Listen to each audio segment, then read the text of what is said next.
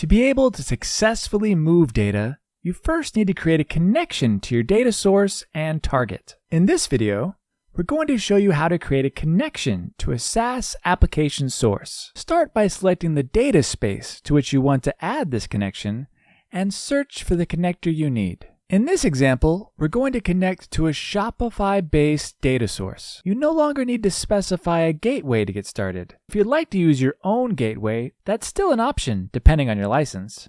Complete your Shopify setup by adding the Shopify shop name and the access token obtained from your Shopify administration portal.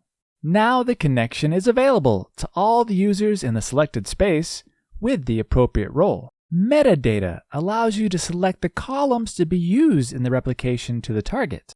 You can generate metadata by sampling data from the source's tables, or you can import metadata from a metadata file, which has been previously exported from the same type of data source. Select the data sets you want to replicate, and click OK. And that concludes this video. Thanks for watching.